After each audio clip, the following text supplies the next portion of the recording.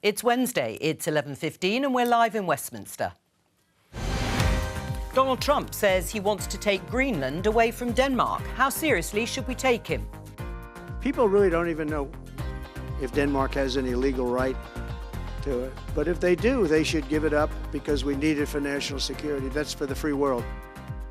I've had enough of lessons learned, inquiries, reviews. Let's get on and take the action that is necessary to protect children.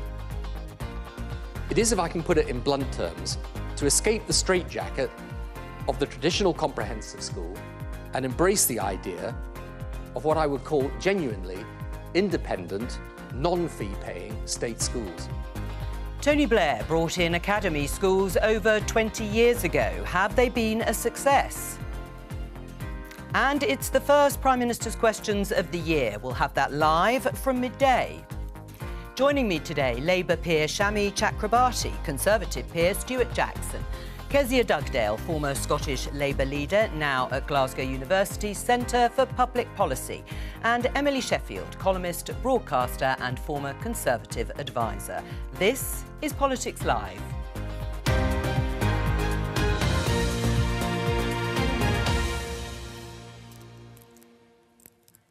As you saw in the headlines, President-elect Donald Trump has ramped up threats to take control of Greenland and the Panama Canal. He says it's for national security reasons. It was quite the press conference yesterday at his Mar-a-Lago resort in Florida. But on a private visit to Greenland yesterday, Donald Trump Jr. played down those fears. Let's take a look.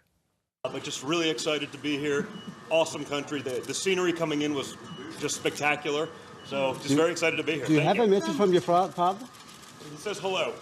Okay, to whom? We were talking to him yesterday, so he says hello to everyone in Greenland. Okay, are you still interested in buying Greenland or? Thank you so much. How seriously should we take these threats, Shami? I really don't know. It is the truth. I hope that this is all sound and fury, and that when he is surrounded by the institutions of the US administration, the diplomatic corps and advisors and so on, that this will settle down. But yeah, it's pretty baffling. I never thought in my lifetime that I'd see, not just once but twice, a US president with so little regard for the international rules-based order that we've long associated the US with. I mean, Stuart, he said very clearly it is for national security reasons, and he could resort to economic or even military force in terms of taking back Greenland, Panama Canal. Denmark's clearly said Greenland's not for sale, and Justin Trudeau, because he also talked about annexing Canada, Justin Trudeau, the Prime Minister there, says not a snowball's chance in hell. Not easy to say that, by the way. How seriously do you think these sort of demands, risks or threats should be taken? Probably not that seriously. I think Donald Trump is ventilating a big debate about geopolitical issues. For instance, Greenland has reserves, significant mineral reserves, which are probably quite important to the United States. It's quite fashionable, I suspect, to give away territory. The Labour government is, after all, selling out the Chagos Islands to a foreign country, so perhaps it started a trend. But I mean, seriously, no, I think it's flag waving. He's not going to start a war with Denmark, but I think it is important perhaps to look at the status of Greenland as a territory of Denmark, and if we're having a debate on that, that's fine. But will there be an annexation of Denmark? Will there be an invasion? Canada. I mean, or Canada? Will it become the 51st state? No, I don't think so. Principally, Donald Trump has got many other bigger issues in the United States to focus on. And what sort of debate do you think there should be about the status of Greenland?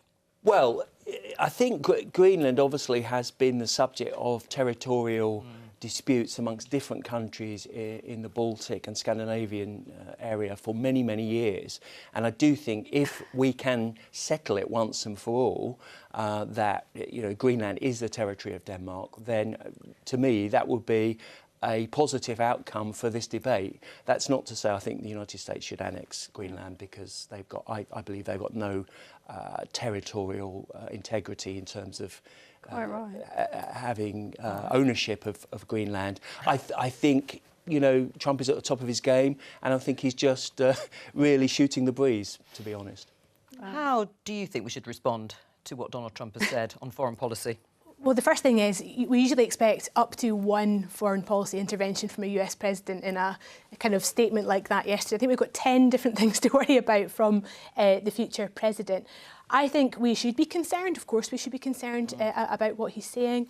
I think we have to be careful, though, not to overreact. So the response for the UK government should be to get close to Trump, to have a strong relationship there, to understand what he's thinking about, but also to link arms with other European neighbours that are concerned about what he might do in the event of that, and to walk alongside him. Does it worry you? Doesn't worry me at all. I think people hugely make the mistake, and Shami, I think you're really making the mistake of not looking at what is beneath, the geopolitics beneath what he's just saying. He, by the way, is not aiming this conversation at you or The Guardian or anyone else in this country. He is aiming that conversation directly at China and Russia, who are trying to expand their authority in the Arctic.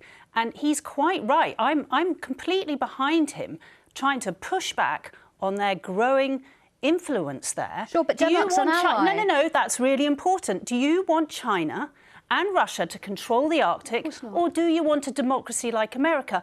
Now, he's just saying these things. I might take it back. He's flag waving. Of course, he's not going to send the military into Greenland. I mean, that'd be completely ridiculous. What he is saying is warning China and Russia, be careful. I'm here now. I know how to barter. And you ain't going to get any more influence here. And we should all be cheering that. Of course, hasn't he? Well, look, I mean, I'll take my lessons from Emily, clearly, but I do think... You don't have to take my lessons. I'm just saying there is another side to this argument, rather than completely going, oh, wow, every single thing Trump says is a complete outrage. I didn't say that. We need to look at... Let's Shami respond. I just said I didn't know how to decode everything that he said, and I hope that it's not all literal, But Denmark is a member of NATO, an ally of the United States. Any complex issues about claims in Greenland would be more to do with self-determination of people in Greenland, and certainly not to do, as Stuart intimated, with American claims. Well, it's only 12 days to go until the inauguration of Donald Trump. But let's talk about this. In the Standard, Tories to seek support for new child grooming inquiry in Commons vote. We've talked about this already on Monday and Tuesday on Politics Live, but this is specifically about what's happening in Parliament later today. The Conservatives are bringing forward an amendment to Labour's Children's Wellbeing and Schools Bill today, and we'll talk about the substance of that in a moment. It's calling for ministers, again, to establish a national statutory inquiry into historical child sexual exploitation, focusing on grooming gangs. Now, the Education Secretary, you heard her in the headlines, Bridget Phillipson, has said pushing for a new national inquiry into grooming gangs by halting the progress of a bill aimed at bolstering child safety is utterly sickening. Bearing in mind the numbers are straightforward, Stuart, the Tories can't win in terms of getting this vote through because of Labour's big majority. So how can you justify playing politics on such a serious and distressing issue like child sexual exploitation and abuse? Well, I think Bridget Phillipson is gaslighting the British public, given that this government has 67 live consultations and reviews at the present time on things that are not as important as this. This is fundamentally an issue of the systemic abuse by a minority of Pakistani heritage men of thousands of white working-class women over the last 20 years, and the failure of the state, including my own party when in government and the Labour Party in government, to deal with that issue. And you said the failure, and that's because the woman who led the national inquiry into this issue, Professor Alexis Jay, said there's no need for another inquiry. She did it. Just implement the recommendations, which, as you say, previous Conservative governments failed to do. Well, her inquiry, published in 2022... Sorry to break, it's not previous. A lot of that legislation is coming down the line. Yeah, It's but a complete lie put out by Labour that the government wasn't getting on with it. The government was getting on with it. That legislation is coming through. Hang on, Emily, hang on. None of the recommendations have been implemented. Exactly. And some of them are being implemented. Yeah, but none of them had speak. been implemented, and there were 2 years for the government to do it. We all had I an will say, election in all July I'm saying, 2024. I'll come to you in just a moment. All I will say, yeah, to Stuart, is why and how how do you justify using this particular bill to forward that inquiry? Because it's a courageous, principled decision that Labour ministers like Jess Phillips, who should have taken, because it's in the national interest to find out why this happened, if it's still happening, who failed. And I think there should be prosecutions. There should be people prosecuted for malfeasance and misconduct in public office. People should be deported. We need to look at the criminal justice system as it affects these people. And just coming back to the Alexis J inquiry, the Alexis J inquiry was a very narrow inquiry of 6 urban locations. No, it was a broad inquiry, but you're saying it didn't focus enough, particularly on the grooming gangs. Towns in England where this problem was proliferating, including my own former Well, let me come to Shami. Yeah. In terms of what are you saying, that nothing more can be learnt about what is a despicable issue and crime that have been committed and may still be committed? So I'm a public lawyer, and I have called for many inquiries, and I even sat on the Leveson inquiry. So there is a place for public inquiries. There's no doubt about that. But I think there's some confusion here about what inquiries can deliver and what they actually delay. Now, my concern about, as I say, many times I've called for public inquiries when I think there's a scandal and the lid hasn't been lifted. I think the lid, to a large extent, has been lifted, and there are 20 recommendations that are yet to be implemented. My other concern is, and this happens a lot, if you have a new inquiry, it becomes a justification for delaying police investigations and prosecutions. That's happened time after time in my experience. I recently sat on a Lords committee that looked into the working of public inquiries, and one of our concerns was the length of time they take. And if we're not careful, the public will become increasingly cynical. I think I heard before your show you've got a clip. You had a clip of a woman saying, "I'm sick of all these inquiries. I want action." So I, in this instance, think we've got 20 recommendations. I heard Alexis J on the radio yesterday. I thought she was very compelling about what she thinks needs to happen in terms of action, rather than another inquiry when her recommendations have not even been implemented. Right, Emily. I mean, you are talking about a report that was done by Alexis J. A number of years ago. If the woman who led that inquiry that took 7 years is saying, just get on with it, then surely this does look like playing politics. It's a newfound interest of the Conservative Party in grooming gangs. Well, hang on. I will come to you. There's a grooming gang task force established. Yeah, I heard yesterday from your Conservative colleague. 550 arrests have been made. So you should. I think you should. Well, hang on. If you let me finish the sentence. You're so eager to come on this. Let me finish the sentence on Robert Jenrick. No, Robert Jenrick had no interest. There was nothing about a national inquiry in the election manifesto of the Conservatives. My colleague, Nick Robinson, Googled grooming gangs and Robert Jenrick, and he's made a huge fuss about a national inquiry. Nothing. So I put to you again, why the newfound interest in a national inquiry? I think because what's happened, Robert Jenrick, by the way, was the only one who raised why Bassaran Hussein was let back out. He wrote to the parole board. He was one of the worst perpetrators of one of the worst gangs in Rochdale. He's been let out. 50% but of I'm his... talking about the national inquiry that you're calling for. And I'm going to come to that. I'm just saying that Robert Jenrick does have some form on this. Well, and we couldn't find any of it on the national inquiry. I'd also like to correct at this point, and you appear to be repeating this as well, the Conservative government did so much action on this. There have been a number of inquiries. But none of the recommendations. No, you keep going back to one report. No, I want to... Please let me speak.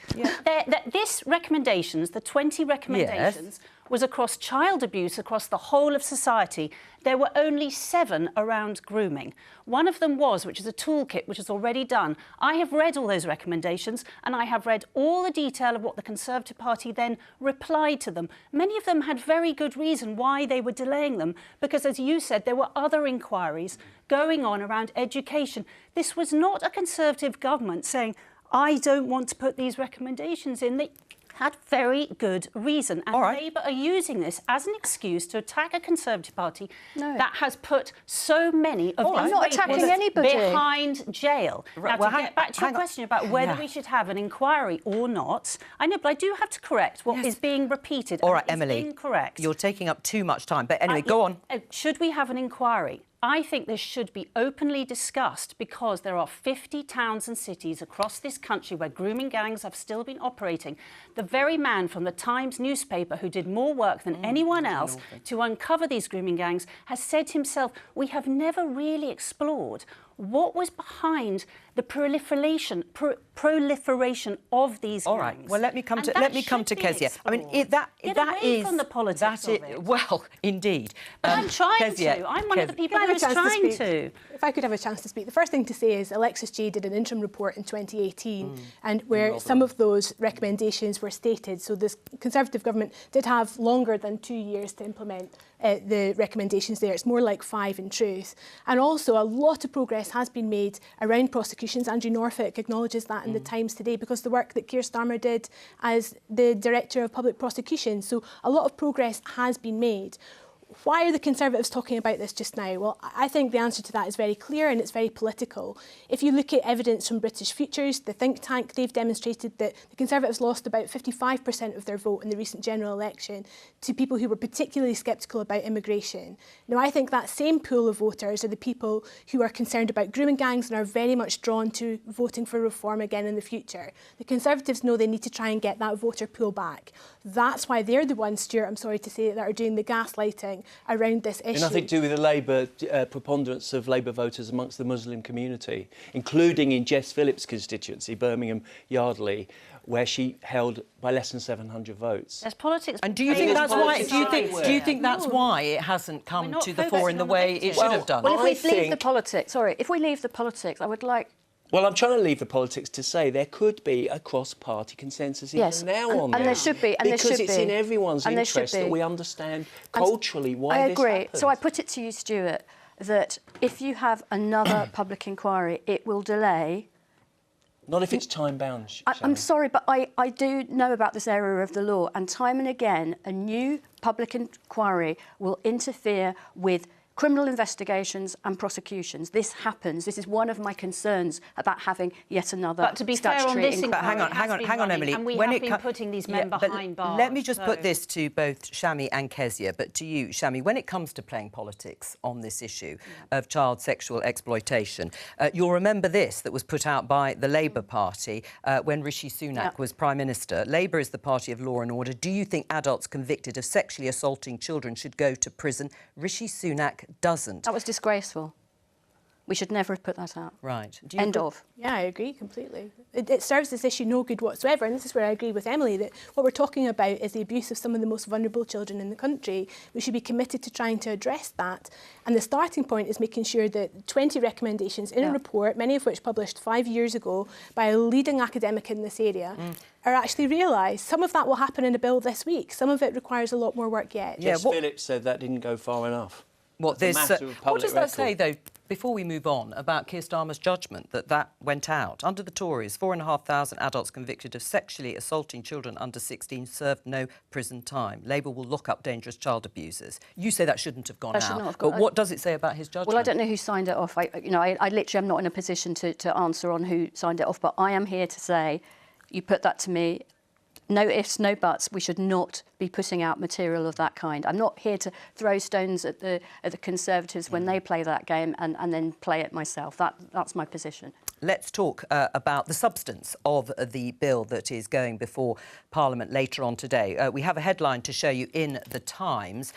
Schools bill is act of vandalism for education, claim the Tories. The new bill could impose national pay scales on all state schools and rip up academy freedoms that have led to excellence, say critics. We can talk to the BBC's education editor, Branwen Jeffries. Branwen, what is the bill going to mean for academies? Well, for academies as well as all other schools, there are a couple of measures that will really interest parents. So a restriction on branded items of uniform that they can require, and all primary schools will have to introduce ultimately a free breakfast club available to all children. For academies specifically, there are measures which seek to control them centrally far more. So an obligation to follow national paying conditions for teachers. The details of that will be determined by the independent pay review body. academies will have to make sure that all the teachers they employ are fully qualified teachers. There are a tiny minority in specialist subjects at the moment that aren't, and crucially that they will have to follow the national curriculum. Now, most do already. The reason this matters is that Labour is conducting a very substantial review of what children learn, the mix of subjects.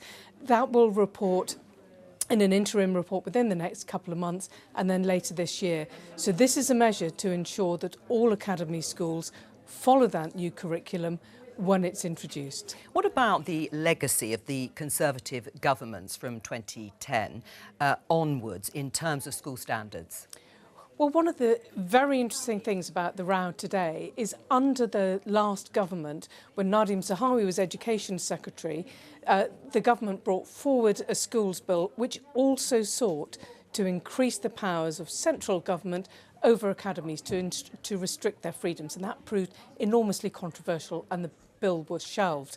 Overall, the Conservatives point to improving positions relatively in international league tables, progress made in maths, particularly in primary school and in reading.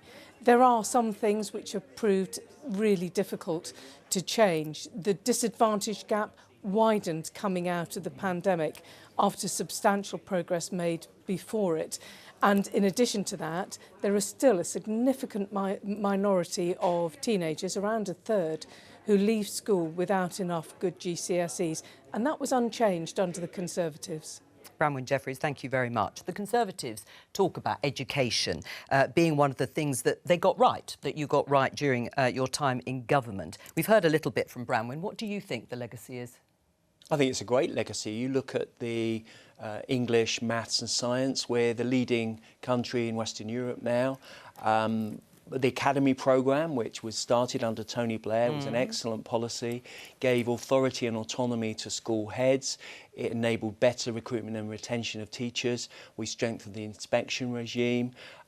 We started Teach First, or Labour, I think, started Teach First. We consolidated it. It was a very, very positive bi-party approach to education, and I think it's so sad that this government, for ideological reasons, is potentially wrecking that heritage for both parties. After all, it was Tony Blair in 2000 that brought forward the first substantive school legislation, and all those great things, Ofsted inspections or driving up standards in urban areas, poorer areas, are under threat because this government's in hock to the teaching unions and to local authorities. And I do think they don't have any demonstrable vision of what education is going to be like other than wrecking what's gone before. Shami? I think the record is more mixed than Stuart sets out, and in particular there is a whole generation of, it's not just the fault of any particular government, but remember we've got the COVID legacy, we've got a high degree of child poverty and a lot of and a mental health crisis that is prevalent even amongst children and young people. So there is we've also got concerns about homeschooling and children that disappear off registers, and they're allegedly being schooled at home, and they aren't all being safe at home, let alone schooled at home. So I think it's more complex than Stuart suggests. And again, I'm perfectly happy to have a bipartisan discussion about it, but there is considerable room for improvement. Let's just have a look at the graph, because the figures that you talk about in terms of the international rankings, yes, you can see England there at the top, but actually, according to the Sutton Trust, it's partly due to the greater drop-off in performance in other Western European countries, including Scotland and Wales, rather than improved performance here, just to give it a bit of context in terms of the improvement, and that is for the average maths scores particularly. But the other legacy, which is partly down to the pandemic, is persistent pupil absenteeism, poor pupil mental health and a crisis in special educational needs. Do you accept that? I think those are all problems. Special educational needs is probably the most difficult. Demographic change, because the school rolls are going to drop over the next number of years. I'm not sure, I wouldn't say use the word trust, I'm not sure the local authorities or Whitehall have the capacity to deal with those specific issues. They'll reach for the easiest solution often, which is to close a school. Whereas when you did have the academy programme, you had the capacity to drive up standards.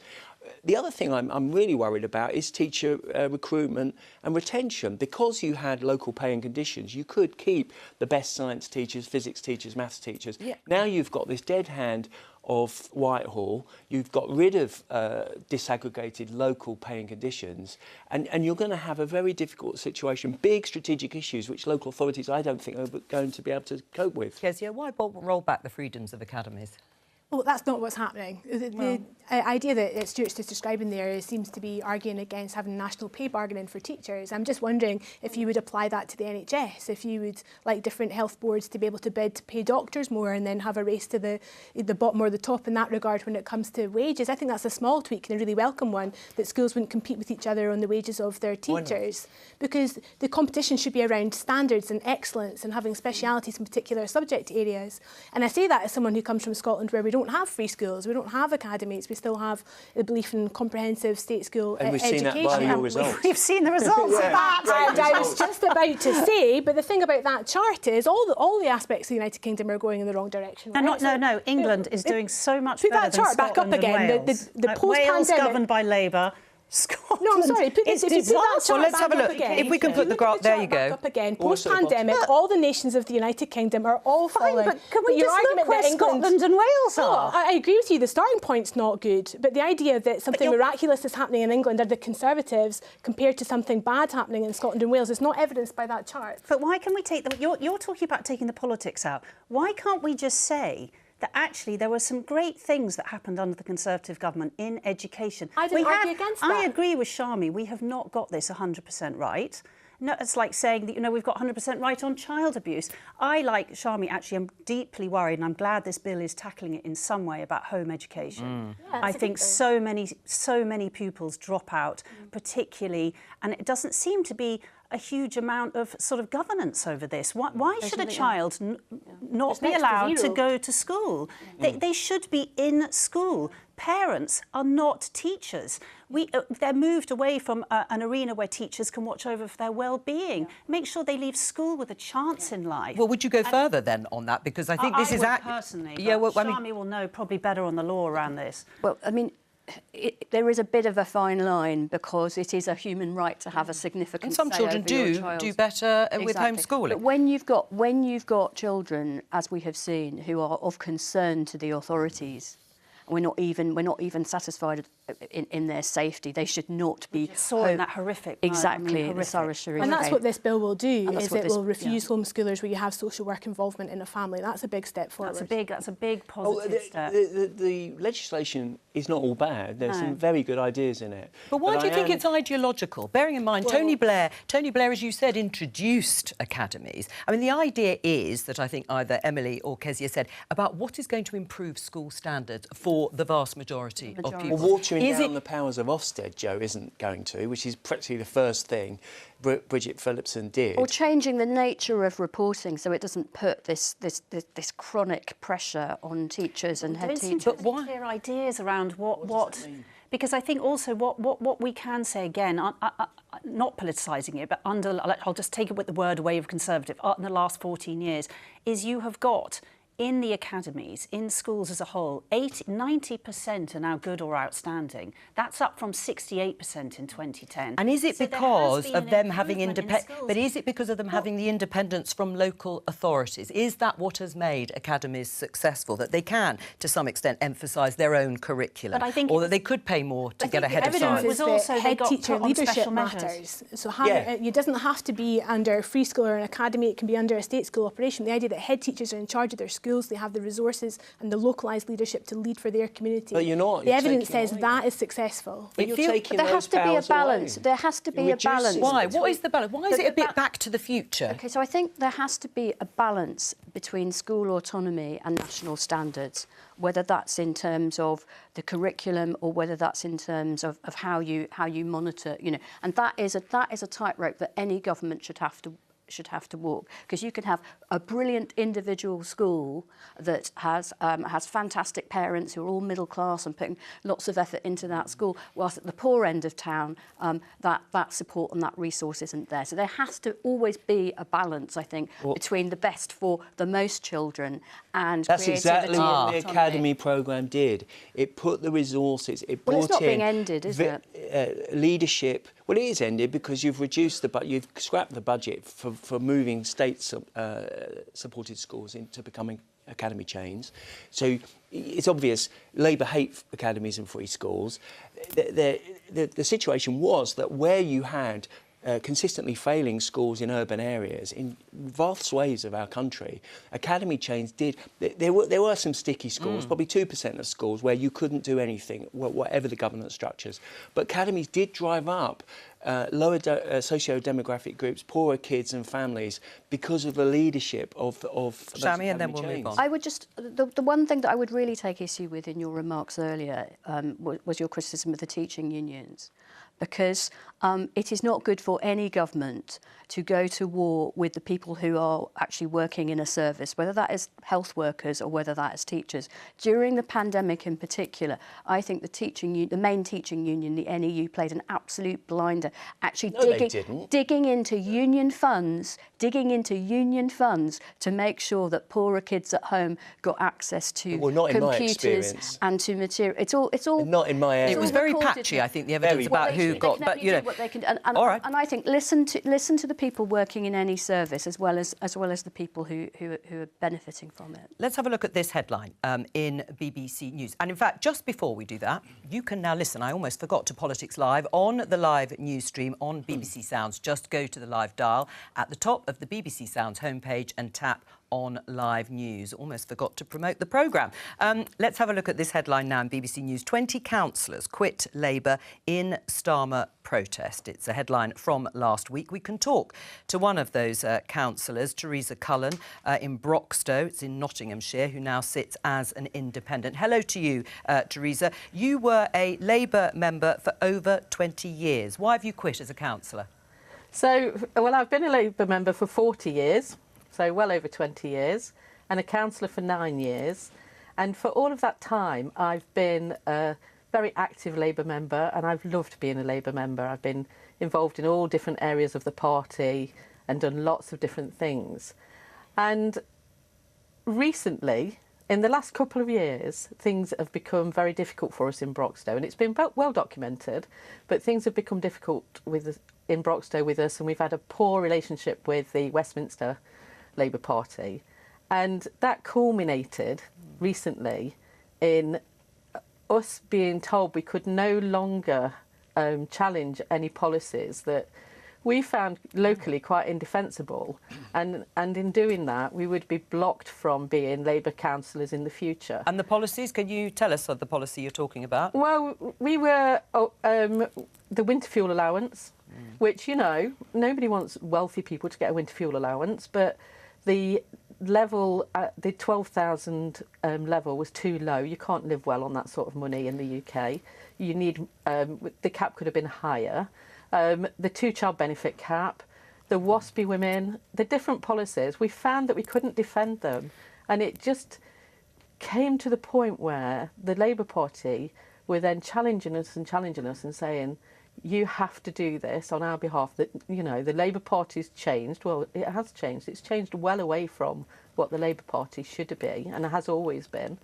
And it got to the point where 10 of us were blocked from being councillors in the future. I was one of them, and I've been a councillor for a while. Well, let me... Shami Chakrabarti is one of the guests here in the studio. Shami, what do you say listening to Teresa? I'm really sad. I'm really sad to hear that after her 40 years in the party. And I do think that whilst, of course, there has to be some discipline, and my colleagues in the government will talk about, you know, difficult economic choices and so on, but in a mass movement political party like the Labour Party, And it has to be a mass movement party if it's going to take on the Elon Musks of this world. It's not the party of wealth and power and privilege. It has to be a party of numbers. There has to be some room to breathe, and there has to be some debate. Now, of course, there has to be discipline, but sometimes, you know, again, you need a balance between discipline and healthy difference and discussion in a mass movement party. Do you understand why Theresa quit as a Labour councillor? I wish she hadn't. And I'm sad at that choice because part of being a mass movement party is sticking it out when you agree and when you disagree with the leadership. You know, she sounds like a very dedicated public servant, and I hope that in time she will feel able to rejoin the Labour movement. Yeah, what do you think Keir Starmer has to do, the government has to do, to bring you back in to the fold, Theresa? So I just want to respond to Shami and say, you know, I'm incredibly sad. I'm incredibly sad that we had to make this decision. And there have been good times and bad times being a Labour Party member over 40 years. And I've always been, you know, stick with it. We can sort this out. We can get through this. And recently, and I wouldn't have, if you'd have told me 2 years ago this was going to happen, I would not have believed it. But recently, it's become untenable. We've not been allowed to have any opinion that differed. And we've been, you know, hauled over the coals for anything that we say that isn't completely in line with the Westminster Party. And that's never, ever, ever been the case in the past. But let me just come to Kezia. Doug, now, listening to this, I mean, Shami mentions discipline. The party has won an election, the first one since 2005, with a massive landslide. That's the price you have to pay. Yes, it's incredibly difficult. I mean, when I was Labour leader in Scotland, I had to suspend a number of councillors in Aberdeen because they did a deal with the Conservative Party to form a coalition that was against our party rules. And I had to suspend people like your guest who had given decades worth of service to their party, and it was very difficult for everyone involved and very sad. But discipline matters. You can't operate as a party, let alone a government, by having lots of your own members speaking out against your party positions that are incredibly difficult to argue for. So there are many people in the Labour Party uncomfortable right now with two-child cap, with the position on WASPy women, on the winter fuel allowance, on Europe, which is a big one for me. But this is what it means to be part of a big party, is that collective responsibility. Theresa? So, Kezia, I've been through 40 years of this, and I've never, I haven't always agreed, and a lot of time I have agreed. But it's never in the past ever been the case that you weren't allowed to raise your concerns or speak out or call on the Labour government to rethink. We were always able to do that, always in the past, and not being able to do that now makes it impossible for us to defend policies with our local constituents. And whether we're allowed to stand for Labour or not, by-elections across the country are being lost because Labour taking this stance is losing its core vote. And winning a landslide election, we won that election on a lower vote. It was the Conservatives that stayed at home, not the Labour voters that came out. And we have other elections coming up, one after the other. Right. And it's no good winning and then losing straight away again because you make poor decisions once you've won. I mean, is Labour, Kezia, still as broad a church as it likes to say that it is? It's hard for me to comment on that because I've not been a member of the party for 5 years. But you're a supporter. Absolutely, and looking in on it, we are in a weird position just now where you have a government with a majority of 165, but it comes from a vote share of 35% on the lowest turnout in a general election in 20 years. That is a pretty tricky position to be in. So it's quite a shallow base of support that Labour has. It has to service that very carefully. And I think there is a job for Labour's front bench, actually, to work the party a bit harder, to be explaining to the party and the people like your guest who have given it decades of service, make them feel good about We could Labour do with again. you in Westminster, Kezia. Oh, well, you can talk about that after the programme. Theresa Cullen, thank you very much. Let me just show you this in The Guardian, Shami, because John McDonnell, former Shadow Chancellor under Jeremy Corbyn, there's a threat lurking right underneath Labour's nose, and it's from the left. Do you think that Labour has failed to look at its perhaps old traditional core vote to some extent, because obviously taking on the challenge from the Conservatives? I read his piece, actually. It's very interesting because we are, I think all the major parties are aware of the challenge of reform and so on, but it is important to remember these other splinter groups and parties. There's this independent group now. There are breakaways at local level, as we've just discussed. The Green Party has a parliamentary foothold and so on. And you could say, well, that all adds to the gaiety of nations. But I come back to my point about in our system, traditionally, you do need to have a mass movement Labour Party. That is what, after the war, delivered the NHS. And that is ultimately, it seems to me, the way that you take on the huge, wealthy, vested interests, not just in the country, but increasingly in a very globalised world. Well, let's go into the chamber because we've got Prime Minister's questions coming up in just 5 minutes' time, filling up nicely there before Kemi Badenoch, the Conservative leader, takes on Keir Starmer, posing his questions. And you've been notably silent, understandably, Stuart and Emily, while talking about Labour Party. Let's talk about Kemi Badenoch. How do you think she's doing, Stuart? I think, in the circumstances, she's doing reasonably well. What are the circumstances, having lost so much of the parliamentary party? Yes, I mean, they've got 121, the lowest cohort of Conservative MPs in living memory, the worst election result. It was quite a reasonably bruising leadership battle. I don't think there's any imperative for her to put together a fully costed manifesto in the next 2-3 months even. But I think by the run-up to the local elections, maybe in April, May, we need to be looking at and understanding the direction that she's setting for the party and the leadership. Personally, I think the shadow cabinet should be more visible and working harder.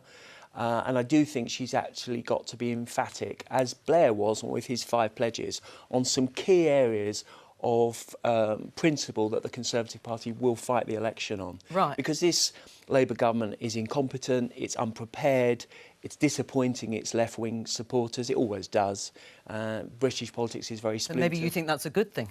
Well, it's, but anyway, it's happening on the other side as well. I mean, we lost a lot of people to reform. You don't think she's got quite the time that perhaps she feels she does? No, she hasn't, because if she doesn't move quickly to develop coherent policies and regain the franchise on the right of British politics, then reform could potentially eat our lunch as a party. And I think that's a big, serious threat. And she's mindful of that. She's clever, she's articulate, she's focused, but she needs to move a bit quicker. You're nodding away in agreement. How much time do you think I agree with literally everything you've got. Well, I think what is bearing down on us is the elections in April and May, the local elections, and activists, they need some clear pledges or clear sort of ideas which they can go and sell on the doorstep alongside local things. But that's got to be the background, that's got to be the backbone of what they go out with. And there's got to be Kemi Badenoch and what the Tory party stands for sitting on those leaflets as we go out.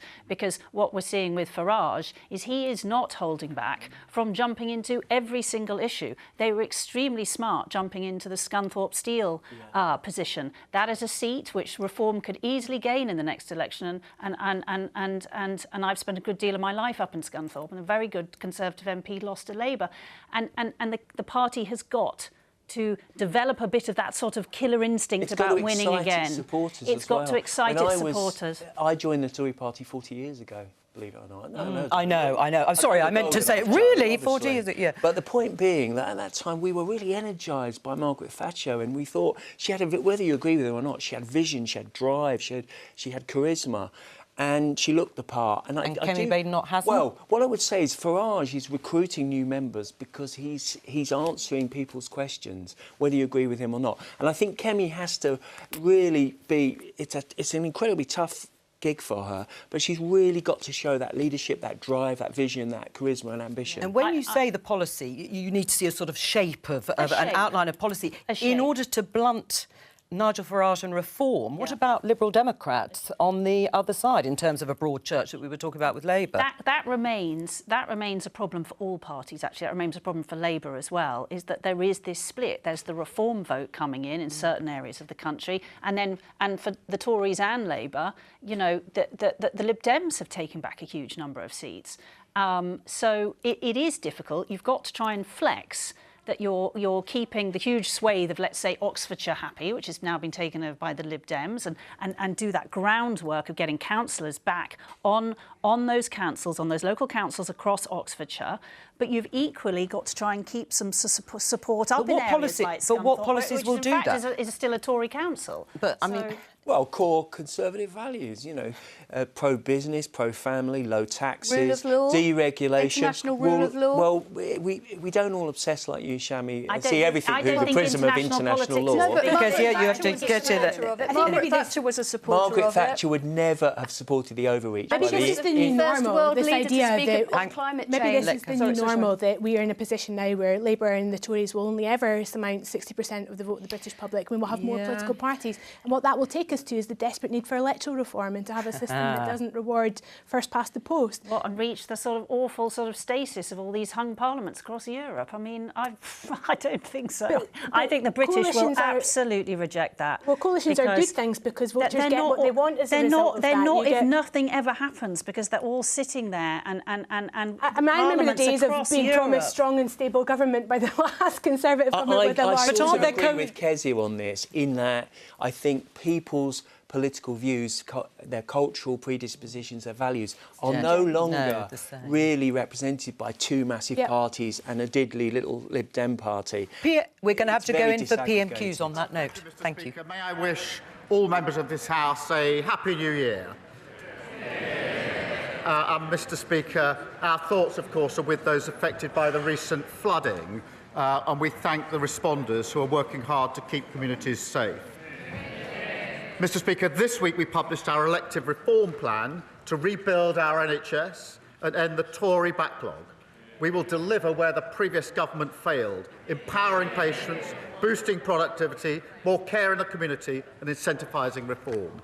Mr. Speaker, this morning I had meetings with ministerial colleagues and others, in addition to my duties in this House. I shall have further such meetings later today. On behalf of everyone in Southwark, and I hope the whole House, can I offer the Prime Minister condolences on the loss of his brother over Christmas? I wish everyone a Happy New Year.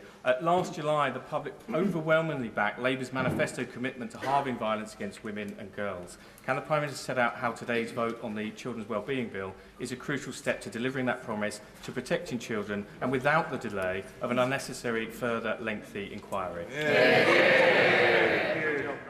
Can I thank him for his remarks about my brother and the other colleagues who've sent me remarks. Mr. Speaker, he raises a very important issue. Violence against women and girls, abuse, child sexual exploitation are sickening.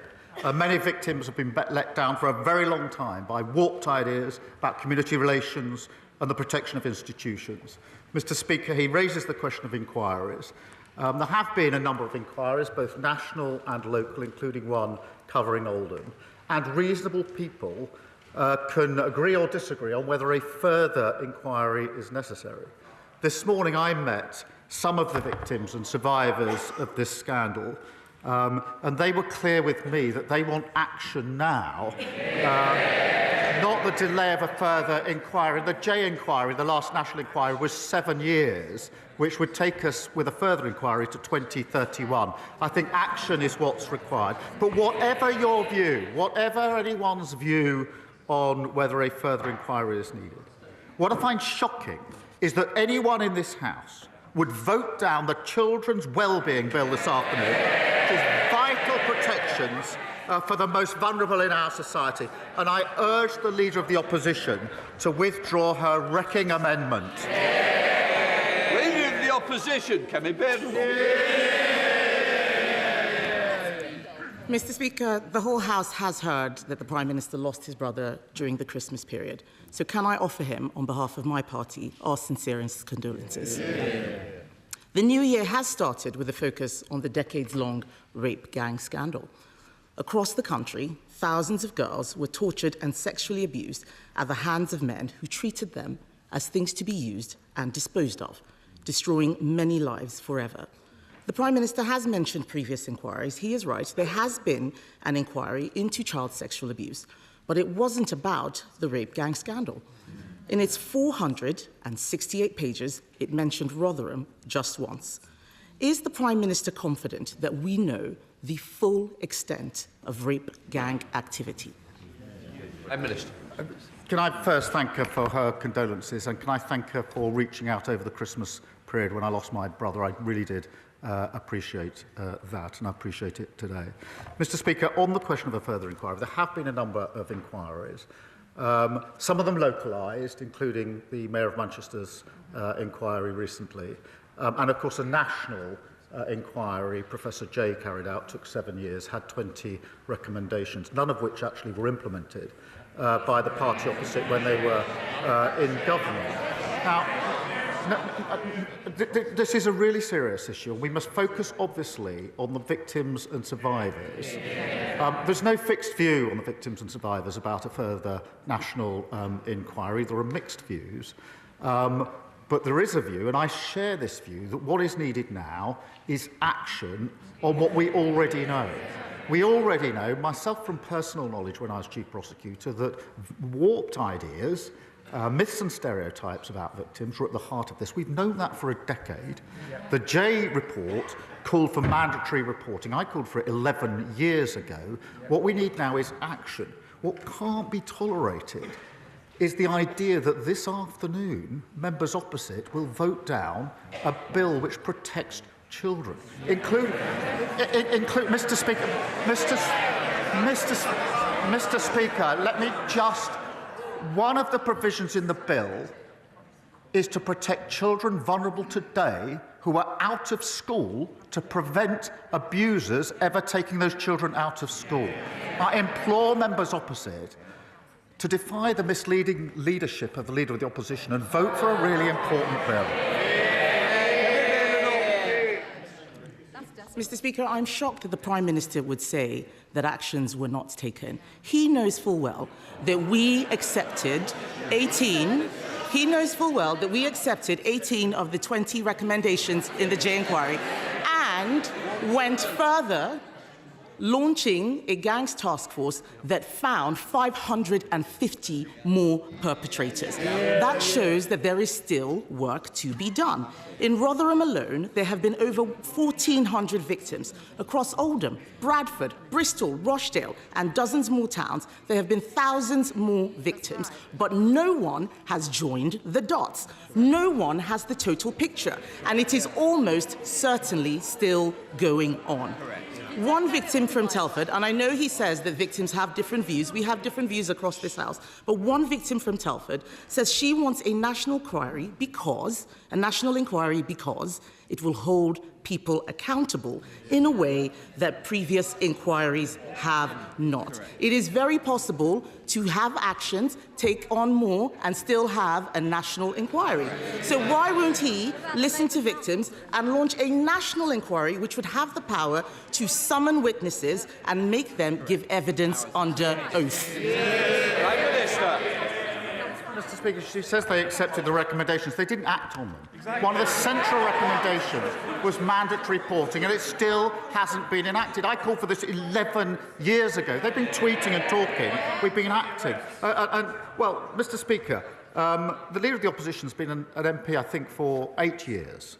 Her party have been in government for 7.5 of those 8 years. She was the Children's Minister.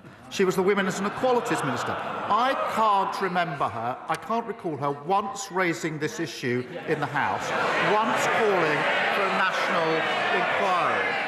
It's only in recent days she's jumped on the bandwagon. Now, Mr. Speaker, in fairness, if I'm wrong about that, and she has raised it, then I invite her to say that now, and I will happily withdraw the remark that she hasn't raised it in this House in the 8 years that she's been here until today.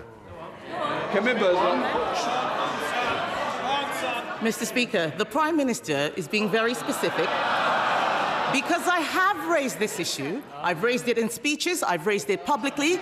He knows that as a minister, I would not have been speaking on this specific issue. I was not a Home Office minister. But Mr. Speaker, I will remind him about other victims who came to me who I did help. The victims of the Tavistock scandal, who came to me as a minister, I didn't send them away like his safeguarding minister. I made sure, as his Labour Party were calling me transphobic, that we launched the CAS review, which even his health secretary has accepted. So we do right by victims, Mr. Speaker. The reason why a national inquiry is important is because this issue is systemic. It has been involving local and national officials, the police, prosecutors and politicians. He talks about some of the local inquiries, but these interlinked issues cannot be covered by local inquiries alone. In fact, the leaders of the Manchester inquiry resigned because they couldn't get evidence, they couldn't summon witnesses, and not a single person in a position of authority has been held to account. The Prime Minister called for 9 inquiries in the last Parliament. Does he not see that by resisting this one, people will start to worry about a cover-up?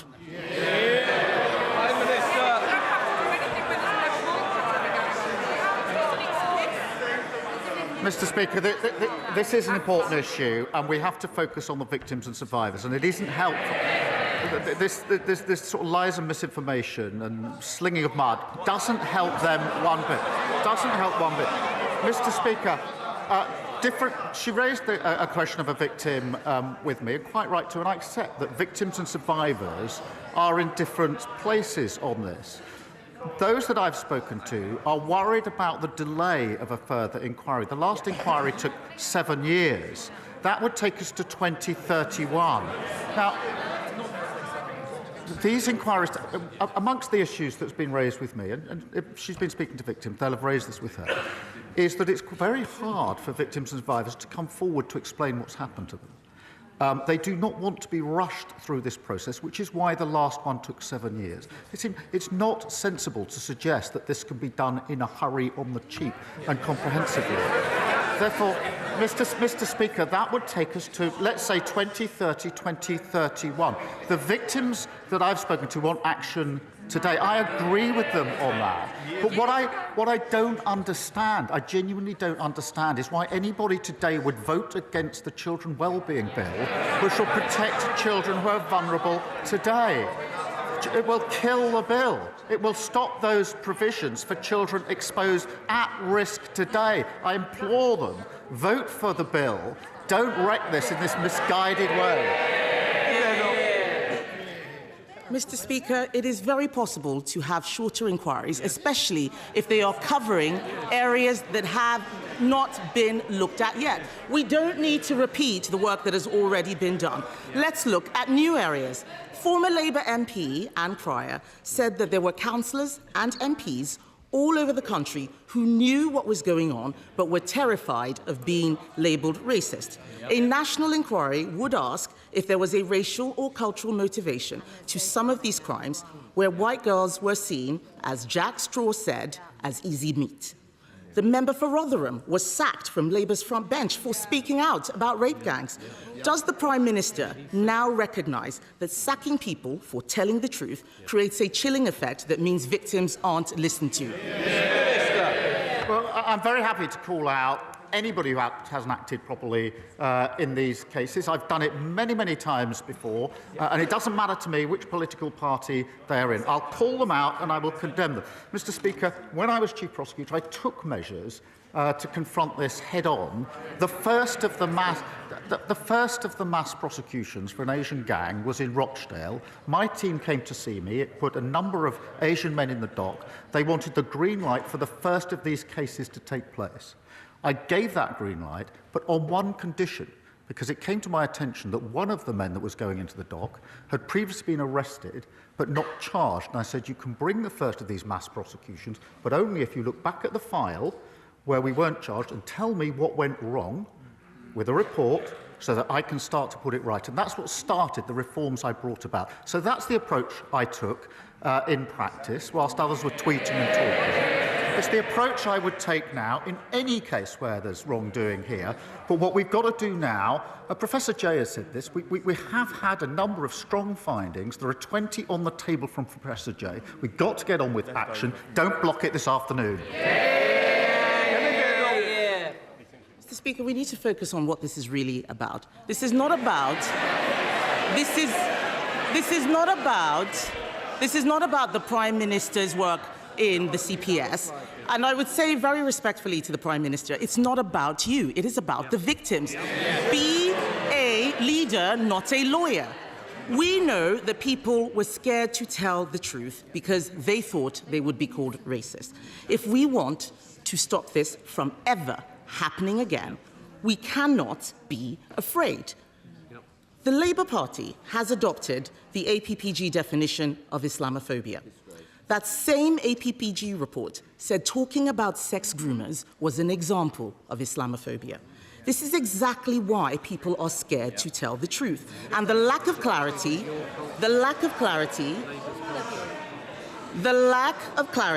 means that innocent British Muslims are smeared by association.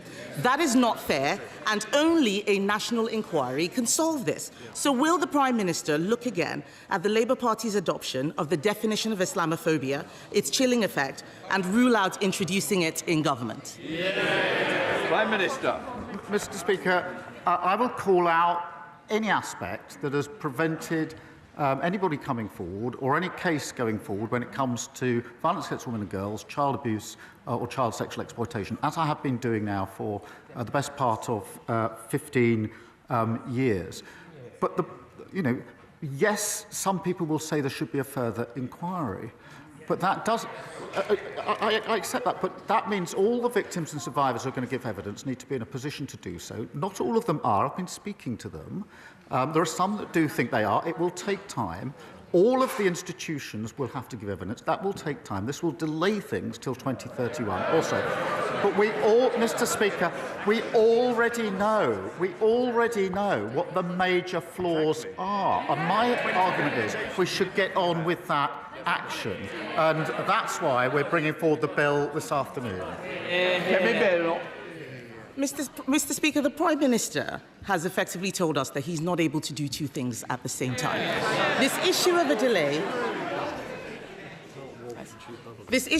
a delay is a weak excuse. And I would say to him that by refusing this inquiry, he is enabling those people who wish to smear all British Muslims based on the actions of a small minority. He is talking about distraction tactics. Let us have the truth. The Prime Minister cannot tell the House the full scale of the scandal. He doesn't want questions asked of Labour politicians who may be complicit. He won't listen to the victims. He won't listen to the victims who are calling for a national inquiry. He is making this all about a bill this afternoon. Later today, he will tell Labour MPs, including in Telford, Rochdale, Bristol, Derby, Aylesbury, Oldham, Bradford, Peterborough, Coventry, Middlesbrough, Newcastle, Ramsgate, tell all of these people to vote against a national inquiry into the gangs which have systematically gang-raped children in their constituencies. This is one of the worst scandals in British history, Mr. Speaker.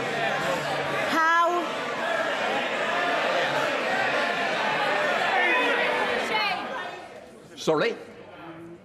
This is a very, very important issue that does matter to the country. It matters to all our constituents. I want to make sure they can hear what's being said by the Leader of the Opposition and the Prime Minister of the Opposition. Mr. Speaker, this is one of the worst scandals in recent British history.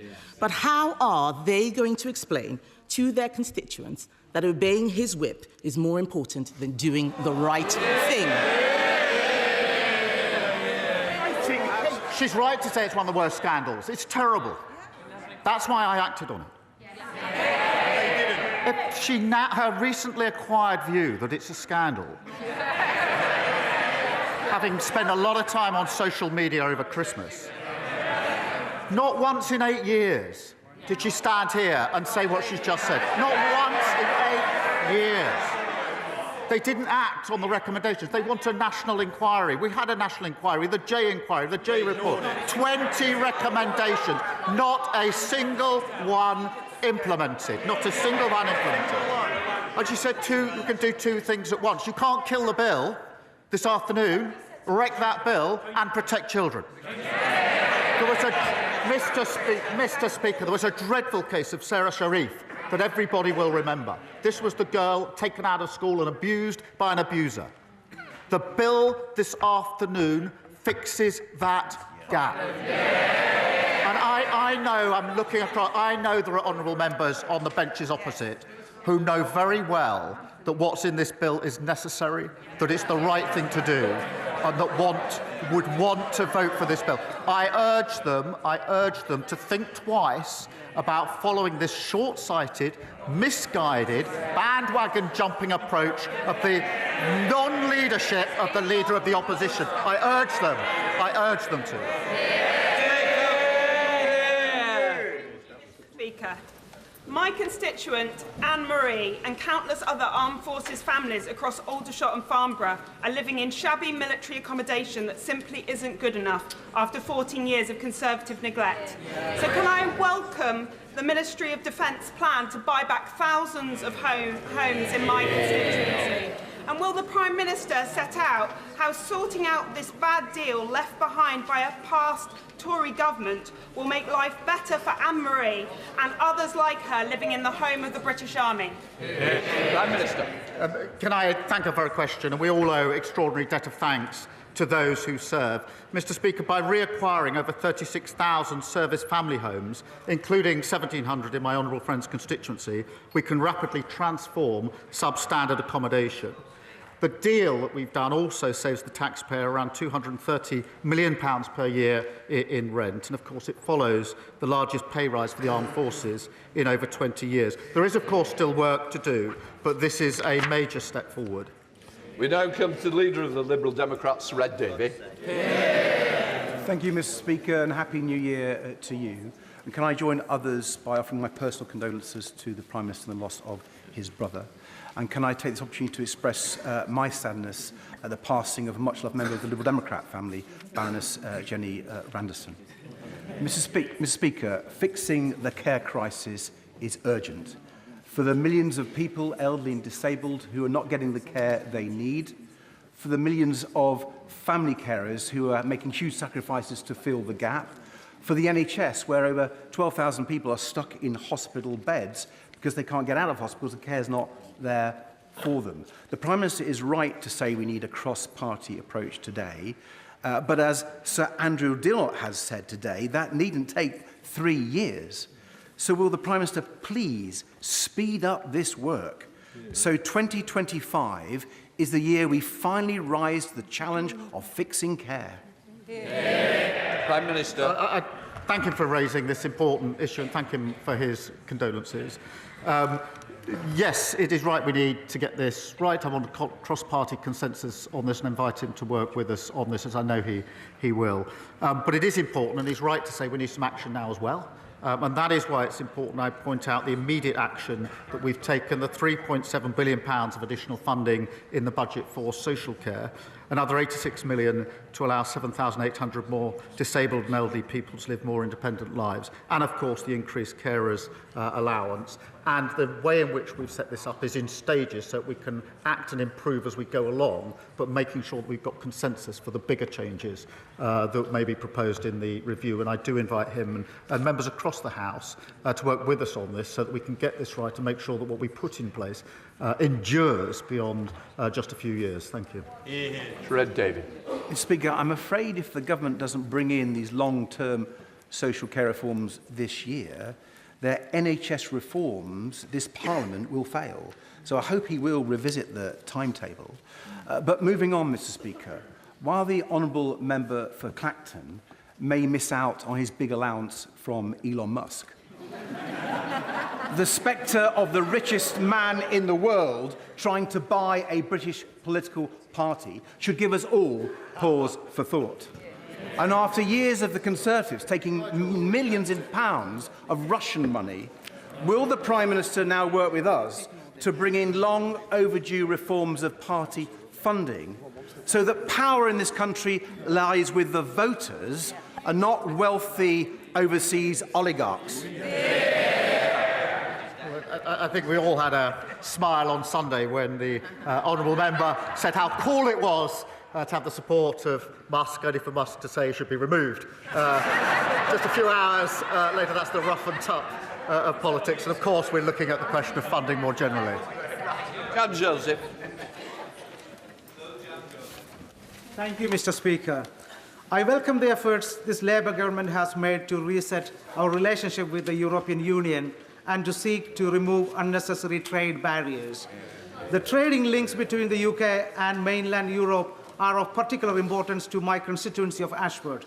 So would the Prime Minister support my efforts and those of other Kent colleagues to restore international train service to Ashford International Station that will help economic growth in my constituency, Kent, and wider South East? Prime Minister. Right.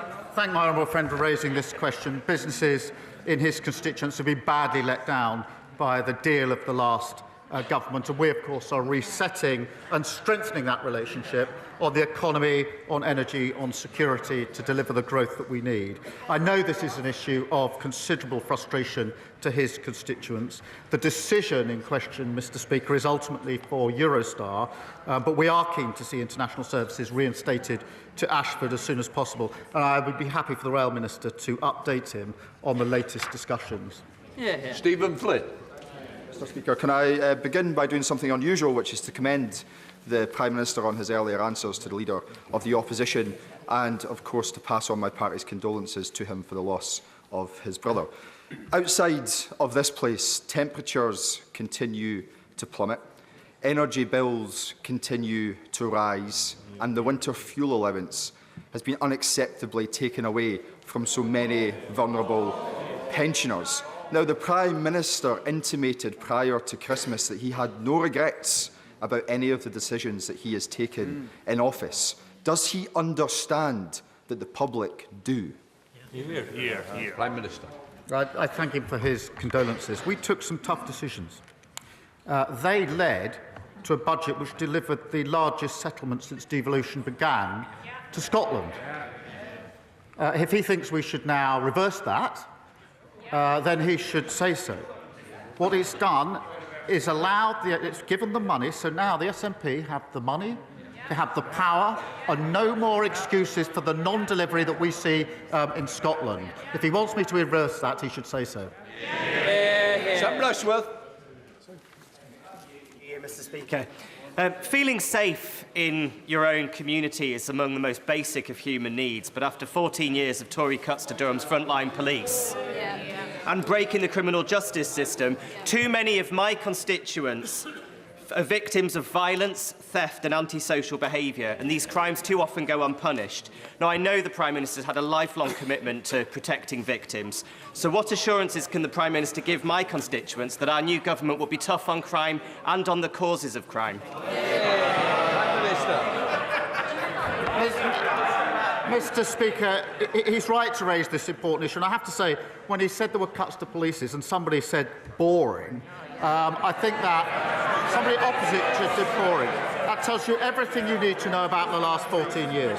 He's right. We need to crack down on those committing vile acts in our communities, and that's why our plan for change puts 13,000 extra police and PCSO officers into neighbourhood policing, 3.5% real terms increase, and of course tough new respect orders. Where they lost control, we'll take back control and deliver safe and secure communities.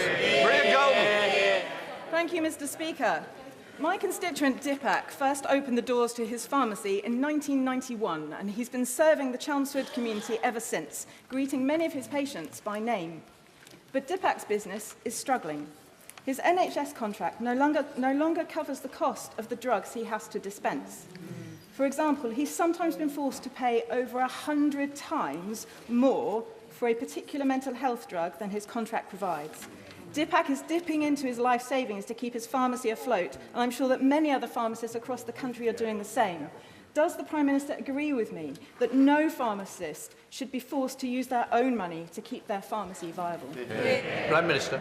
Can I thank her for raising this really important and challenging case? Community pharmacists like Dipak play a vital role in our health service. And as she knows, the Department of Health and Social Care sets drug tariff prices and regularly assesses what pharmacies are reimbursed to ensure overall they're paid fairly.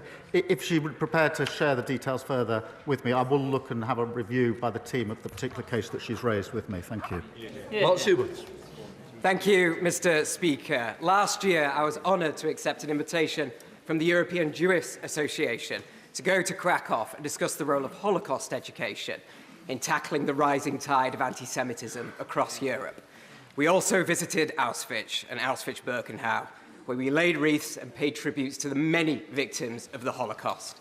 Given that this month marks the 80th anniversary of the liberation of those evil places, will the Prime Minister set out what this government is doing on Holocaust education to ensure that never again means never again? Prime Minister. Well, I thank him for raising this. Anti-Semitism is completely abhorrent and has no place whatsoever in our society. Mr. Speaker, I recently met with Jewish community leaders in Downing Street to discuss what further we can do to combat anti-Semitism, and that includes allocating £54 million for the Community Security Trust to continue their vital work, committing to building a new Holocaust Memorial and Learning Centre, and providing at least £2.2 million to continue the funding lessons from Auschwitz. And I look forward to working with others on those important proposals. Victoria Collins. Thank you, Mr. Speaker.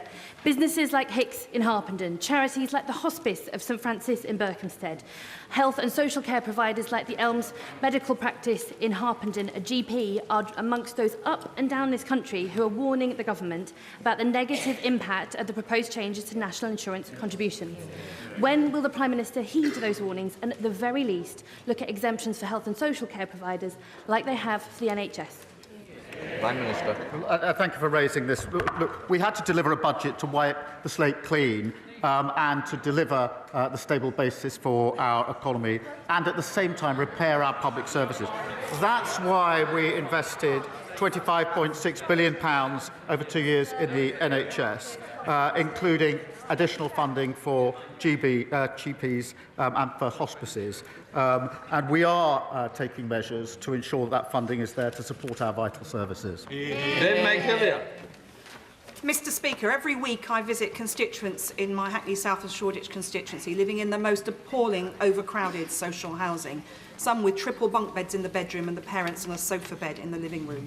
The nearest available property to buy would be £500,000, and it's out of the reach for these hard-working families. I really welcome our government's commitment to 1.5 million new homes. Will the Prime Minister agree that we need clear targets for the number of social housing units so that families in Hackney can live in dignity? Prime Minister. I'm grateful to her for raising this, and she describes an appalling situation when it comes to housing, and one will be familiar to a number of MPs on both sides of the House. And that's why we will deliver the 1.5 million homes that we desperately need across the country. She's right, and the budget announced 500 million into the Affordable Homes programme, which is hugely important, 100 million of that going to the Greater London Authority. And we will also, Mr. Speaker, reform the right to buy to deliver a fairer, better value, a more sustainable scheme where long-standing tenants can buy their own home. Andrew George. Thank you, Mr. Speaker. In Cornwall, in the last 10 years, over £500 million has been handed to holiday homeowners through various tax loopholes, etc., whilst local families are being evicted from their homes to make way for yet more holiday homes as the housing crisis deepens and worsens. The 6 MPs in Cornwall are determined to reverse this situation and to address these issues before the end of this Parliament. Will the Prime Minister agree to meet us so we get the full backing of government and deliver first rather than second homes for the good of Cornwall and the Isles of Scilly? Prime Minister. I thank you for raising this. We are committed to building those 1.5 million homes, and that includes 4,500 new homes every year in Cornwall. But I do recognise the point he makes, which is that excessive concentrations of short-term lets and second homes in places like Cornwall can impact the availability and affordability of homes. That's why we'll enable councils to charge a premium on the council tax bills of second homes, abolish the furnished homes let regime and introduce a registration scheme for short-term lets. But I am happy to make sure that he and his Cornish colleagues do get the meeting they want with the Housing Minister to discuss that further. Joyce Fenton-Glenn. Thank you, Mr. Speaker. This government is committed to using the criminal justice system to tackle violence against women and girls. But when an abuser can use a child custody battle to continue their abuse, as happened in the case of one of my constituents, it is clear that we need to raise the issue in the civil courts too. Will the Prime Minister please look at ending the absurd assumption that a domestic abuser's involvement in a child's life is advantageous to their welfare? Prime Minister. Yeah, absolutely. And he's right, Mr. Speaker. Family courts must never be a tool that domestic abusers can use to continue their appalling abuse. And that's why we're expanding the number of new Pathfinder courts to provide dedicated support to survivors and protect the welfare of children. We are reviewing the presumption of parental involvement and we'll set out our position in due course. And I'll make sure that he meets the relevant minister to discuss this further. Christine Jolly. Thank you very much, Mr. Speaker. And can I associate myself with the remarks of the Liberal Democrat leader and others today? Happy New Year to everyone, but 2025 is already proving a challenge for many of my constituents. Pensioners, families, small businesses, the hospitality industry, GPs, social care, as others have said. They know that the SNP has failed to deliver for Scotland. They hear when the Prime Minister says that the Conservatives left the economy in a mess, and they know that governments make difficult decisions. But what they are asking me is, when is this government going to do something positive for them to overcome the negative impacts they're facing from the budget? Prime Minister. Thank you very much. Can I just address something I should have addressed to our leader, which is to express our condolences about Jenny Randerson. I apologise, I overlooked that earlier on. She raises the point about the failure of the SNP and the legacy of the Tories. And I'm proud that this Labour government delivered the largest budget settlement for Scotland since devolution. And that means, Mr. Speaker, in answer to a question, 100,000 workers in Scotland benefit from the increases from the national minimum and living wage each year. An estimated 3.2 million people in Scotland will benefit from the extension of the 5p cut in fuel duty. And it comes, of course, on top of the 125 million set up Great British Energy in Aberdeen. And it reinforces the point. They've got the powers, but a terrible record. They left a terrible legacy. We're getting on for delivering for Scotland. Last year, this Labour government delivered justice for members of the Mine Workers Pension Scheme. 45,000 members of the similar British Coal Staff Superannuation Scheme are keen to see their £2.3 billion investment reserve returned to them, which could boost coalfield communities like mine in Cannock Chase. Will the Prime Minister meet with retired miners, trustees and coalfield MPs to discuss what could be done for BCSS members up and down the country? Prime Minister. Well, thank you for raising this issue. I was pleased, Mr. Speaker, that the first increased payments to Mine Workers Scheme members were made at the end of November. I do understand the strong feeling on the British Coal Staff Superannuation Scheme, which is why the Minister for Industry met the trustees last year, and we will be working with the coal staff trustees to consider their proposals once the new Mine Workers Pension Scheme arrangements have been agreed. Thank you, Mr. Speaker. Mr. Speaker, first of all, we had a Chancellor who embellished her CV, then we had a Transport Secretary with a fraud conviction, and now we've got an anti-corruption minister who is being investigated for corruption. Now, I know the Prime Minister likes living in free accommodation, but does he really think it's appropriate that his minister is being given free housing by the political allies of some very dubious foreign regimes? Prime Minister. Mr. Speaker, the City Minister has acted appropriately by referring herself to the independent adviser. We brought in our new ministerial code to allow ministers to ask to establish the facts, and I'm not going to give a running commentary on that important exercise. Tonia Antoniazzi. The last couple of days, I wrote to the England and Wales Cricket Board regarding the upcoming game in the Championship Trophy against Afghanistan on the 26th of February. I have met with the ECB and we are calling for the game to be boycotted. I thank everybody for the support that I've had across this House and also at the other place. I also would like to thank very much the Prime Minister for his intervention with the with the International Cricket Council yesterday. But would he please agree to meet and talk to his counterparts in South Africa and Australia that they boycott the Games as well? Mr. Speaker, there's been an appalling erosion of the rights of women and girls in Afghanistan. And we all should condemn that suppression of freedoms in the strongest terms. And that's why we provided additional aid, at least 50% of which we're going to women and girls. DCMS are in touch with the international counterparts on this issue. I welcome the England and Wales Cricket Board making strong representations to the International Cricket Council on Afghanistan's women's cricket team. Final question, Sir Roger Gale. We're going to leave Prime Minister's questions at that particular point. We can bring you any important developments later on in the programme. Let me introduce our guests for this part of Politics Live. The Culture Secretary, Lisa Nandy.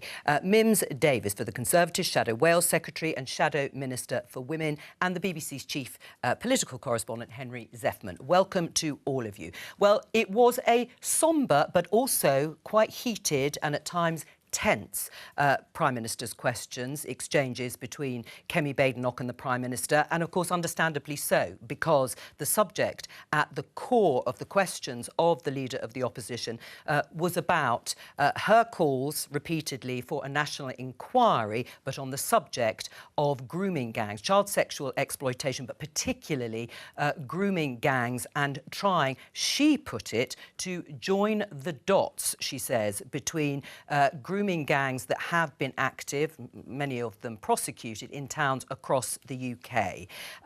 They are using, the Conservatives, a parliamentary mechanism to try and force the issue of a national inquiry. It's been rejected by the Prime Minister and the government. Henry, was there any change that you detected in terms of this whole debate?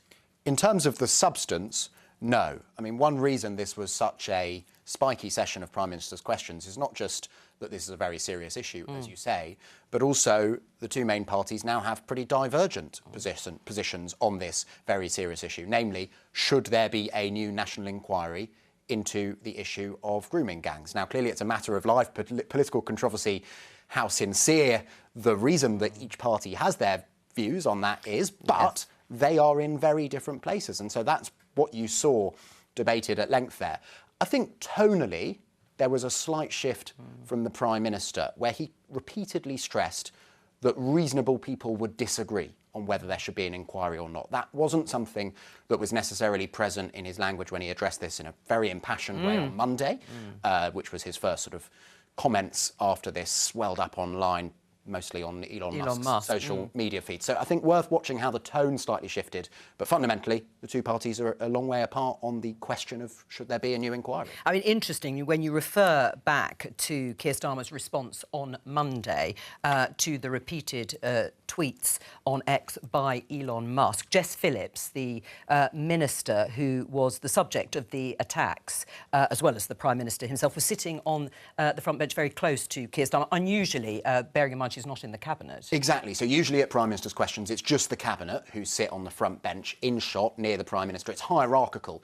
So it's striking that Keir Starmer had either side of him his Deputy Angela Rayner, the Chancellor Rachel Reeves, and then next to Rachel Reeves, Jess Phillips. She's not a Cabinet Minister. That was a visual show of support. Right. I mean, Lisa Nandy, just to come back to this issue of a national inquiry, and we can talk about the politics and the motivations in just a moment. Are you confident that there is nothing more to learn from a national inquiry that focuses specifically on grooming gangs? Because the review, the 7-year review and inquiry by Alexis Jay was looking broadly at all dreadful child sexual exploitation and abuse, and this is a part of that. Is there nothing more we can learn? So, having worked with children and young people before I came into Parliament for a decade, including many of the girls who were groomed in Keighley and in other parts of the country, I've spent a long time dealing with this issue. In fact, this is where I first met Keir Starmer 20 years ago when he was Director of Public Prosecutions. I went to see him when we were coming across children who'd been trafficked to the UK, were being picked up by the police in cannabis factories and prosecuted rather than treating as victims. And he was the only senior figure who took that seriously, who changed the law and who made sure that we protected the children. Having been in that situation, what I can tell you is that child abuse by its very nature is hidden, and there will always be more to come out. And our message to the victims of child abuse is that the door is open. If there is more to say, if there is more to be learnt, we're determined to learn it. But what I would say to those calling for a national inquiry having been very involved in the inquiries in Greater Manchester, in Rotherham, in Doncaster, in Keighley, and the national inquiry that Theresa May rightly set up under the last government that took 7 years and looked at child abuse as a whole, including a specific strand on grooming, is that every single one of those inquiries has found the same thing. It's young girls who are not listened to, who are treated as perpetrators rather than victims, often because of their age, because they're working class, and because they're female. And systems that not only ignore them and try to belittle their claims, but when those claims come to be found to be true, systems that protect themselves rather than protect the children. That's what the J report found. 20 recommendations, which we are taking forward in the criminal justice bill in spring. And I would just say to those calling for a national inquiry, it's absolutely fine and proper if you now suddenly believe that there is a need for a national inquiry. But let's not pretend that at any point over the last 14 years, anyone senior, including Kemi Badenoch, asked for a national inquiry. And let's not pretend that a single one of those recommendations were taken forward in the 2 years after the report. Well, reported. We've got to stop politicising this issue. It is disgraceful. And those people in the Conservative Party who are decent, who want to do the right thing, we need them to stand up now and have their voices heard, because children need action right now. When did the Conservative Party decide that we ought to have a full national public inquiry into grooming gangs? Well, I think Ilkley's been mentioned by Lisa and Robbie Moore. If you look at his social media, he's been calling for an inquiry. But when did the Conservative Party decide that this was, rightly, the most important issue that needs to be discussed and needs a national public inquiry? To follow what Lisa said, and I was very briefly the safeguarding minister, I can tell you there's some extraordinarily shocking stuff that you see comes across your desk in the Home Office there, and I was only there for a matter of weeks. And as Lisa has rightly said, whether it's the grooming gang task force under Suella Braverman or the work that Theresa May did, and she took this and indeed modern slavery incredibly seriously. So I think to try to say that the Conservative Party hasn't been on the front foot on this... But I haven't said that. All I've asked you is when did you decide that a national inquiry was the right thing? To try and say that we haven't taken this seriously when there is now reports of 50 towns involved. Nobody's saying that. We're just wondering why suddenly... Let me answer. All right, finish. Let her... Hang on, Lisa. Let Mims finish. Let Mims finish her point. And on the blocks before the election were actions from what Alexis Jay had said, which didn't come through the wash-up, although they are now ready to go in this new bill for the Labour Party. Well, funny enough, because we wrote it following the Alexis Jay. But you still haven't answered when it was. Let me answer it. Right, then, go on. When that letter went to Oldham from Jess Phillips saying that despite the executive saying, although they were tasked to do it locally, they could not do it. Right, and I think as the safeguarding minister, and I have a lot of respect for Jess, and I've done that job, that was a cry for help that's not been heard. Now, I know Jess Wells as also... But you turned down a similar request when the Conservatives were in power. But no, it was from councillors. I said a similar request. I said it was a similar request, but you turned it down. Let's not try and muddy the water. Well... This is to Jess Phillips, who, if I was back in the ministerial office... You would have... And I'm saying to you, and she was sitting in the room saying, Mims, why won't you do this? She would be asking a different question. All right. She is now not a campaigner. She is the minister, and the power's in her hands. Whether she's sitting next to the Prime Minister or not on the front bench, the power is in her hands. Well, let me just put to both of you that actually you can call me a cynic, but it's amazing that this week back it seems to have been the intervention of the richest man in the world that has made the government speed up the process and make an announcement on one of the very important recommendations, the Prime Minister thinks the most important recommendations, on mandatory reporting of child sexual abuse, and that the Conservatives have suddenly made this front and centre a national inquiry. As I say, it may be the right or wrong thing to do, but it's only happened this week in terms of both of you. Why? Well, we were committed to mandatory reporting since Ed Miliband was leader, which feels like a very long time ago now, for professionals, because not only is that important for children, But my experience of working with frontline professionals is that often what will happen is they'll be very nervous about what they feel is grassing up a colleague when they don't have firm evidence. But why did it have And to this be makes it Elon? crystal Why did it clear have for to them be that they have to Elon do it, and it makes it Musk's easy. rather dramatic, let's put it that way, tweets offensive to many people in terms of the things he was calling for the Prime Minister and Jess Phillips? But why has it taken, as it looks, that intervention to spur both of you into action? Can I be honest with you, Joe? Yeah. My constituents, half of them don't know who Elon Musk is, and I'm not on Twitter anymore, so I have no idea what. So you were going to make that announcement on Monday anyway? We have been committed to doing this for a very long time. And not just the announcement about mandatory reporting, but several of the recommendations, which also the Conservative Party accepted as well. I think for me the most depressing thing about this is that it's being driven by Twitter, and I have never seen a child being kept safe through social media. Children are kept safe by culture change, by frontline professionals who are empowered to act and know that they must act, and by governments who can work with oppositions together to make sure that we've got the right framework in place. And that's where I hope, after this very depressing week, we can get to and put children back up front. Well, let me just on that, if I may. Yes, just briefly, Joe. And as Lisa said, the Prime Minister was on this 20 years ago. Things have changed with how the media agenda is derived. We all recognise that. But nothing has changed for some of those victims and survivors who feel that there is still a truth to come out. And our job as politicians is to go where the sunlight of disinfection, of understanding this should go, and we should fear nothing. And I did not see the Prime Minister at the box today, who says that he's got a great legacy of this, stepping forward to look at what is the next step. And that I agree with our leader, with Kemi, is to say, then let's do it. There is no reason you can't do two The next at once. step is this evening, and you're going to wreck it. The next step this evening is to make sure that we put measures in place that could have prevented Sarah Sharif from being murdered by her family. And you're going to wreck it. And I'll just say to you, Mims, because I think we've had a much better debate here than I've seen amongst any politicians, actually, over the last week, and I really appreciate that. But what I'll just say to you is, it's absolutely fine and right if you've changed your mind about a national inquiry. And of course, that's something that we're happy to debate.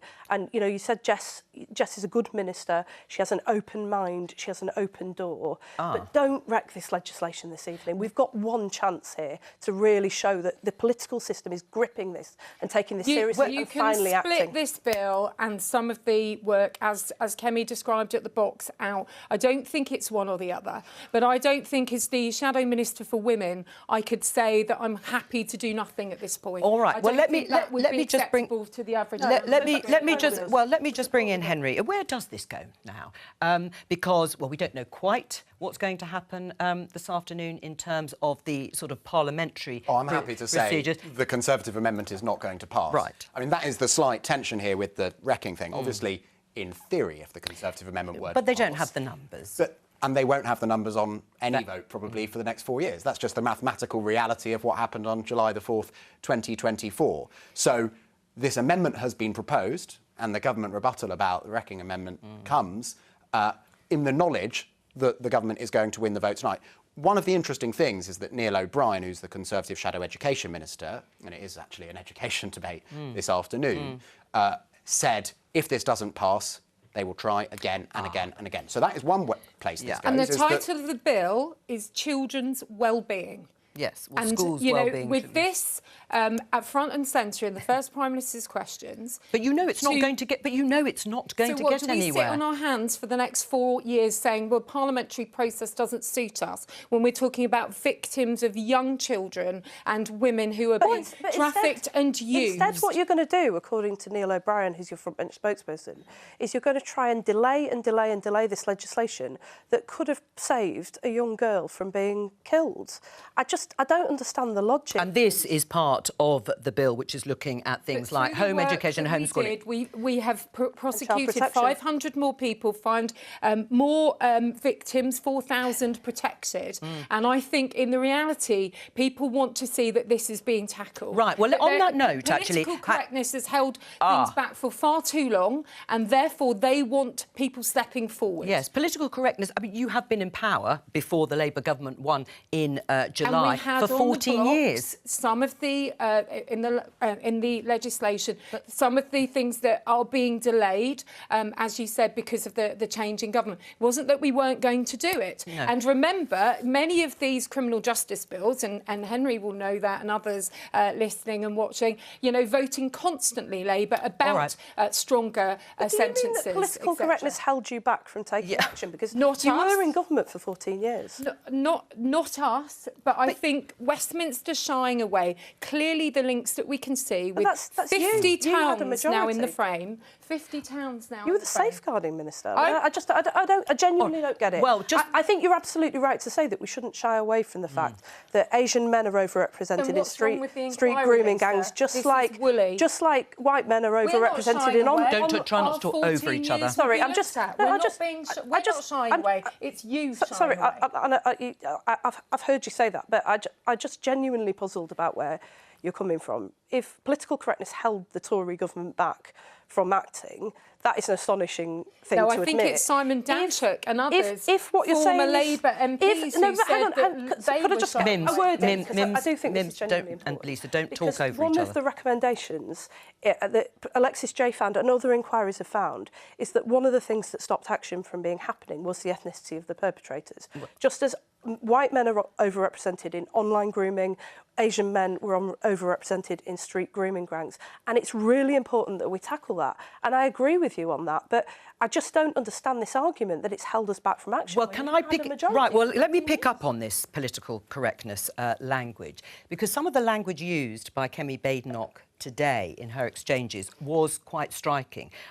Talk of, you know, a potential, or it may look a perception of cover-up, and also alluding to political correctness having or stopping now the government doing anything about a national inquiry into grooming gangs. Yeah, that cover-up language, especially notable. Another point at which she suggested that it may well be suggested that the government doesn't want another inquiry because it might expose things that Labour politicians, I think she was talking about local Labour politicians rather than national Labour politicians, had done.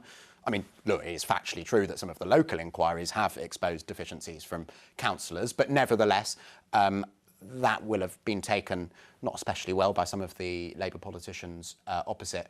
I mean, one of the things that's really interesting, as you asked earlier, where this is going to go, just a few minutes before Prime Minister's questions, Kemi Badenoch released on that site again, X, formerly known as Twitter, a video of her talking about this. She launched a petition that the Conservative Party is encouraging people to sign, calling for a new national inquiry. So I don't think this is going to be one of those PMQ sessions where we talk about it this week and then next week we're talking about something completely different. I think this is now, perhaps for the first time actually under Kemi Badenoch's leadership of the Conservative Party, you can say, OK, this is a cause that she is putting at the heart of her agenda. And if we were so afraid of the last 14 years and our actions, why is it us calling for the inquiry? But why weren't you We're doing not it then? afraid of it. But you didn't... But hang on, I'm just going to interrupt because some of the accusations of politicising this extremely distressing issue stretch back to this, which we showed earlier in the programme, Lisa. You'll remember it, the Labour Party, when Rishi Sunak was Prime Minister. Labour is the party of law and order. Do you think adults convicted of sexually assaulting children should go to prison?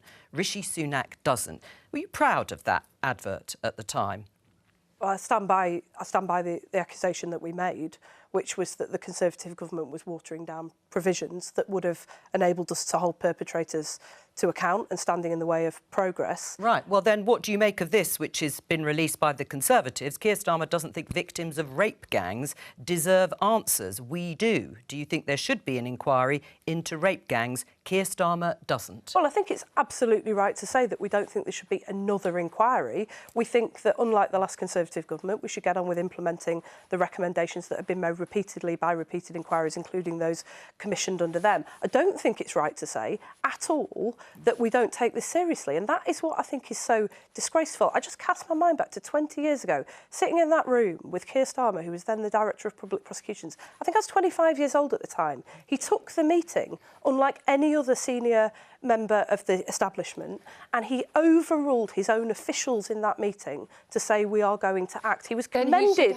He was commended by the journalist who uncovered Brotherhood what was happening in Rotherham, who's commended by the Alexis J report. And so to say that he doesn't care is doing a real disservice to those young girls and boys Let me just who have put to systematically been raped and groomed and let down by the system. Well, Mimsy, because they have champions and they will continue to have a champion in this Labour government. Conservatives were outraged by the first tweet, the advert about Rishi Sunak. And now the Conservatives are mirroring exactly that to attack Keir Starmer. Is this the sort of politics? There were certain politicians at the time that said that attack ad didn't go far enough.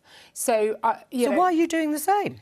I think what is at the heart of this, and let's go back again to the women and girls and those people in those towns, 50 of them now, and this has changed. Let's not talk about as if we knew what's going on, because the reality is people are saying we don't know now exactly what's going on. Well, Alexis J said we did know what was going on. Yeah, but things have changed again now, and that's the point that Kemi's coming to. What are we going to say? What we've done something previously, so we're not going to go and look at it.